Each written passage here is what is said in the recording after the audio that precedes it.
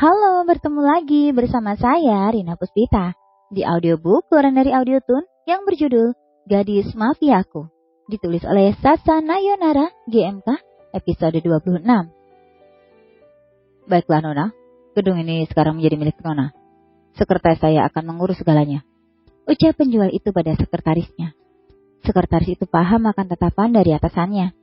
Sekretaris itu mengambil black card milik Riana lalu menarik uang penjualan gedung sesuai dengan jumlah yang telah disepakati. Setelah menarik uang itu, sekretaris itu mengembalikan black card milik Riana. Mohon tunggu sebentar Nona, saya akan urus perpindahan pemilik gedung atas nama Nona, tutur sekretaris itu dengan ramah. Cepatlah, perintah Riana. Sekretaris itu segera mengurus berkas-berkas pemindahan pemilik gedung itu.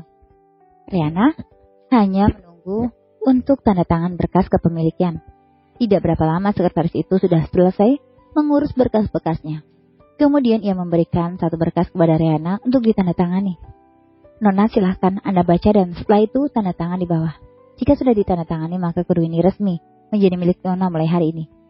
Jelas sekretaris sambil memberikan berkas itu. Riana segera membaca berkas itu dengan cepat.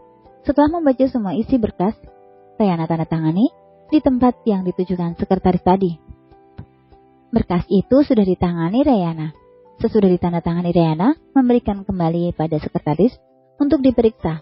Sekretaris itu memeriksa berkas itu untuk memastikan lagi. Baiklah Nona, dengan tanda tangan Nona ini di berkas, maka secara resmi gedung ini sudah menjadi atas nama Nona Riana Rendra.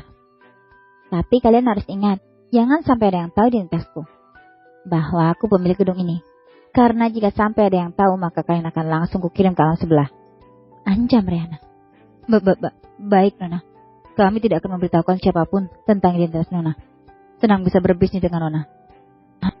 Seru penjual itu bangkit dari duduknya dan mengulurkan tangannya pada Riana bermaksud untuk menjabat tangan. Ya, Riana segera bangkit dari duduknya untuk membalas uluran tangan penjual itu.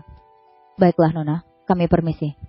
Pamit penjual diikuti sekretarisnya. Kini di gedung itu tinggal Riana dan pria itu. Siapa nama kau? Riana menatap pria itu.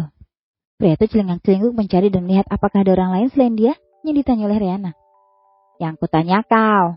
Aku? Tanya pria itu untuk memastikan apakah yang ia dengar salah. Ya, namaku Andrian Syah, Nona.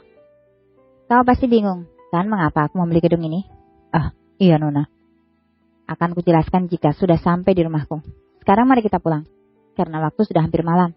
Ajak Riana yang mulai berjalan menuju keluar gedung tanpa menunggu jawaban Andri. Riana keluar gedung dan langsung masuk ke dalam mobilnya. Sedangkan Andri, ia juga masuk ke mobil yang membawanya tadi. Riana segera melajukan mobilnya diikuti mobil-mobil lainnya. 2 jam kemudian, Riana dan para pria itu sudah tiba di depan mansion Riana, tapi para pria itu dibuat bingung. Karena di depan mata mereka hanya ada lapangan yang luas di tengah hutan di pinggiran kota.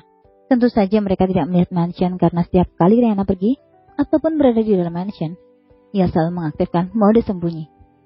Apakah Nona tidak salah membawa kita ke hutan? Batin Andre. Riana yang masih dalam mobilnya, ia menyadari bahwa akan kebingungan para pria itu. Riana segera menonaktifkan mode sembunyi mansion.